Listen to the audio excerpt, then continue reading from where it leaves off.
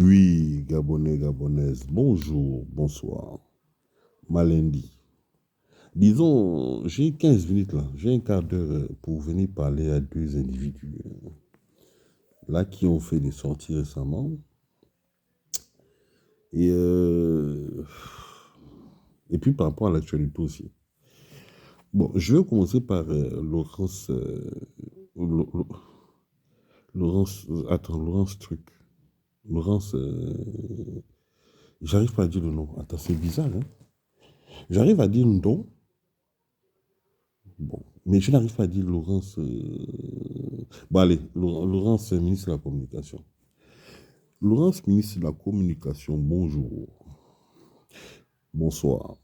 C'est Malindi. Bon, alors, tu as fait deux sorties là, deux trucs. Les gens sont venus t'interviewer là, RFI et l'autre. Bah, les inquisiteurs t'ont posé des questions, une série de questions. Parce que tu dis que tu es ministre de la Com, tu représentes un gouvernement, donc votre transition de merde. Et ils sont venus, comme d'habitude, pour que vous leur donniez des garanties. Et c'est juste ça. Bon. Et puis pour mettre un peu d'éclairage par rapport à vos forfaitures, à vos mascarades, parce que c'est trop flagrant. Ce qu'ils voulaient, c'est que, voilà, ce que les gens disent des choses, d'accord, on voit les failles, des choses ne sont pas claires. C'est trop flagrant que voilà, ce sont eux qui sont derrière vous. Donc, comment remédier à tout cela? C'est pour ça qu'ils t'ont interpellé. Mais la première question que je te pose, pourquoi c'est tout le temps toi que ces gens interviewent? On est 2 millions de Gabonais, il y a plein de Gabonais dans la diaspora, d'accord? Il y a des Gabonais qui sont bien sûr plus légitimes que toi, parce que depuis 2016, voilà, les Gabonais à l'étranger, notamment en France, ont fait des manifestations, des sittings, des trucs, des machins, pour dénoncer la forfaiture du système Bongo PDG France. D'accord. Toi, tu ne l'as pas fait. On ne t'a pas vu au Trocadéro et autres. On ne t'a pas vu. Tu étais planqué chez toi à attendre les opportunités. Pourquoi c'est toi qu'on interviewe?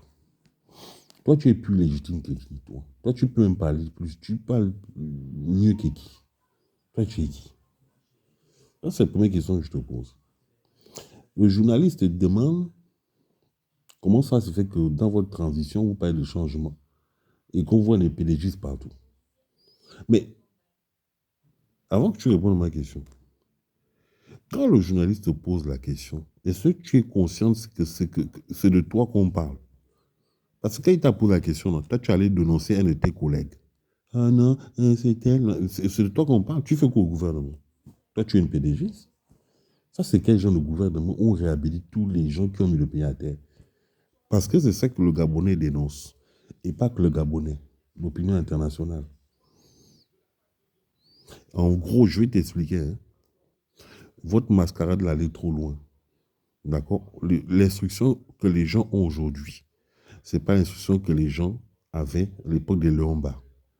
D'accord? Quand ils sont venus faire les pseudo d'indépendance, manipuler les gens, tout ça là.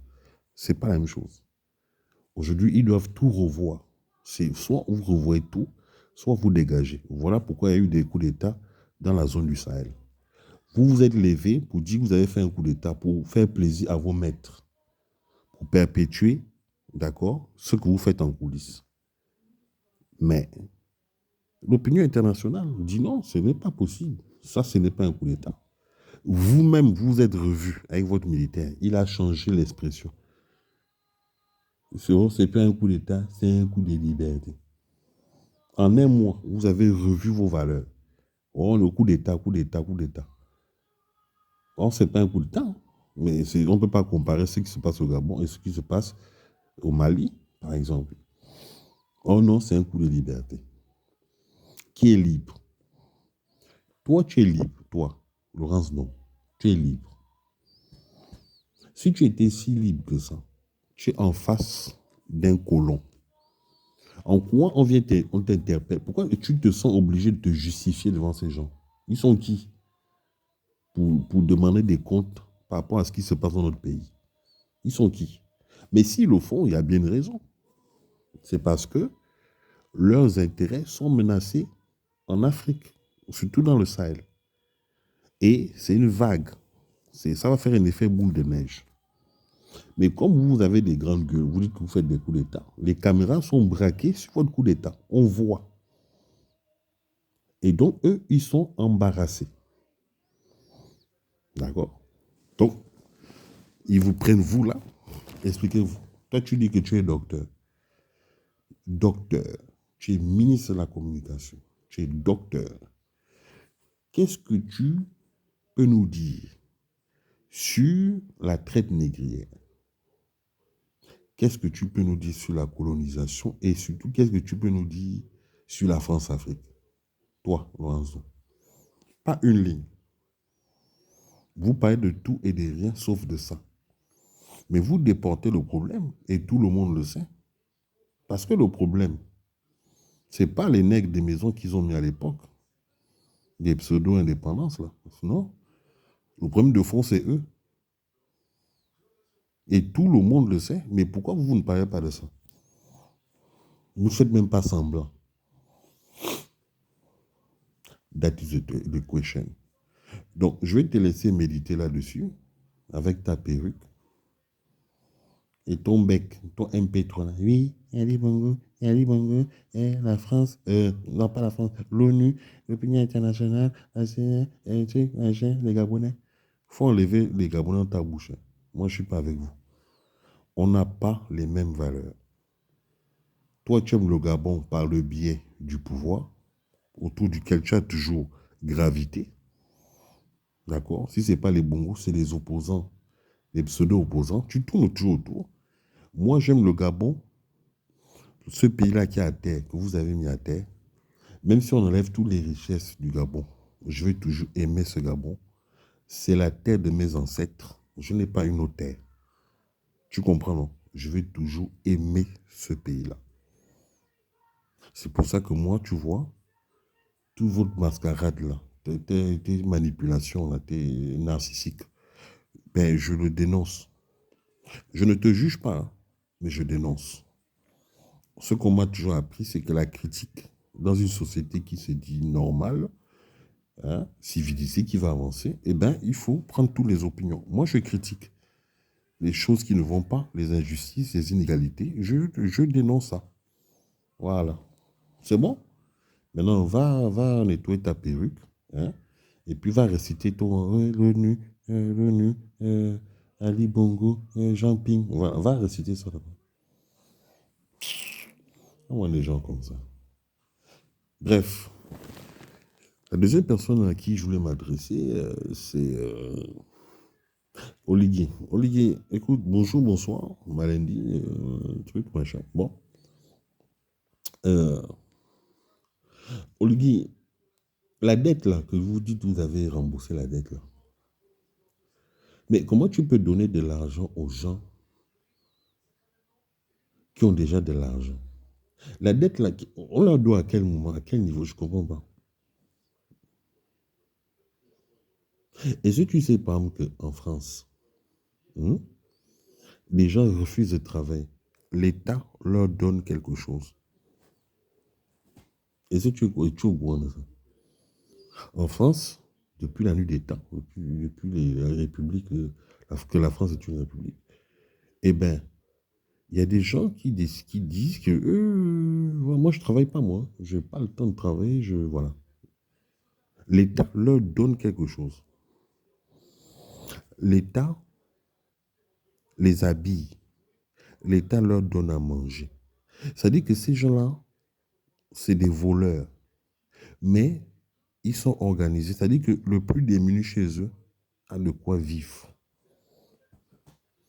Toi, tu prends de l'argent, d'accord, tu leur donnes. Les Gabonais qui ont travaillé toute leur vie pour la nation, nos fonctionnaires, nos chers fonctionnaires, nos chers pensionnaires, ils attendent depuis je ne sais plus combien de temps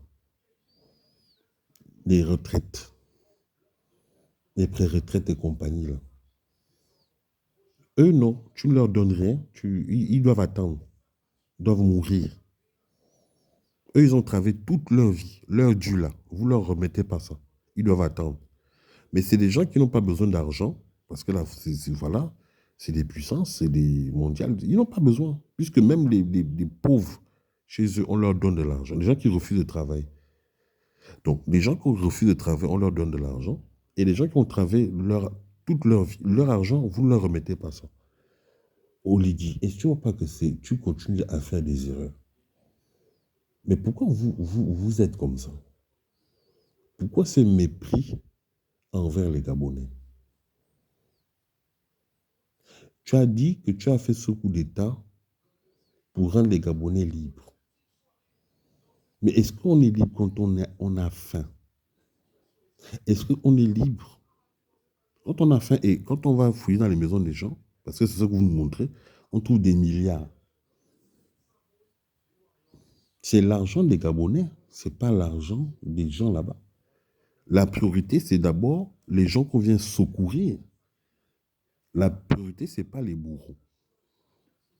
C'est d'abord les victimes. Tu aurais dû prendre cet argent, régler les problèmes des fonctionnaires, régler les problèmes d'hôpitaux. Après, la dette, on voit ça après. On sécurise d'abord le compatriote, le frère. Donc, une fois de plus, tu as montré aux gens que vous êtes là pour perpétuer la France-Afrique. C'est ce que tu as montré. Tu n'as rien à foutre des Gabonais, d'accord? Tu essayes de passer pour la bonne personne, la personne qui pourra faire la succession des Bongo aux yeux de ces gens-là. Mais ça ne marchera pas. Ça ne marchera pas parce que, Oligui, je t'ai toujours dit, hein, on peut mentir aux hommes, mais on ne peut pas mentir à Dieu.